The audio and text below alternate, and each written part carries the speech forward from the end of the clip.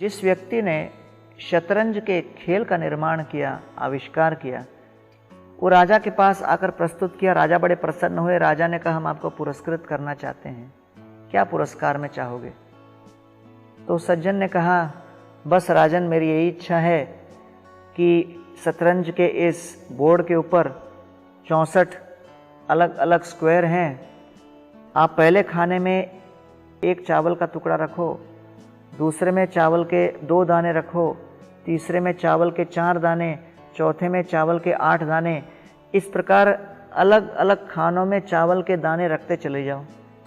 राजा ने कहा, तुम मेरा अपमान करते हो, केवल चावल का 1, 2, 4, 8 दाना? उसने कहा, नहीं, 64वें खाने तक इस तरह दाना रखते रहो, मैं उससे संतुष्ट हो जाऊंगा। कुछ समय के पश्चात राजा के मंत्रिमंडल के सदस्य आकर राजा से कहने लगे, अरे राजन, अगर इस प्रकार हम शतरंज के खानों में इस सूची के अनुसार अगर चावल के दाने रखते चले गए तो अंतिम 64वें खाने में 18 और उसके पीछे 18 शून्य, इतना विशाल नंबर, इतना हमें देना पड़ेगा इसको। और इतने विशाल मात्रा में हमारे पास देने के लिए चावल के दाने नहीं हैं। संपूर्ण साम्राज्य में जितना चावल हो उसको भी प्रयोग करो तो इतना नहीं बनता। इसलिए पुरस्कार के रूप में और कुछ दीजिए, इस प्रस्ताव को स्वीकार मत कीजिए। हाँ, सुनने के लिए लगता है कि पहले में 1, दूसरे में 2, तीसरे में 4, चौथे में 8, इस तरह रखते चले गए तो कितना होगा। लेकिन ये है इस प्रकार के सूचीबद्ध क्रम की शक्ति।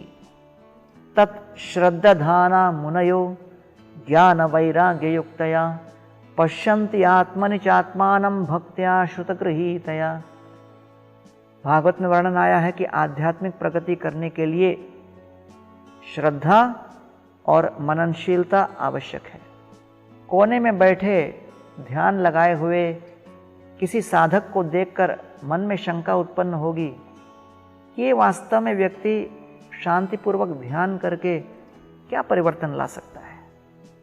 लेकिन जिस प्रकार शतरंज के खानों में क्रमशः उस चावल के दाने में बढ़ोतरी होती है, वैसे ही नित्य निरंतर प्रतिदिन अनुशासन के साथ जब आध्यात्मिक क्रियाएं की जाएं, हमारी चेतना के ऊपर उनका बड़ा क्रांतिकारक असर होता है।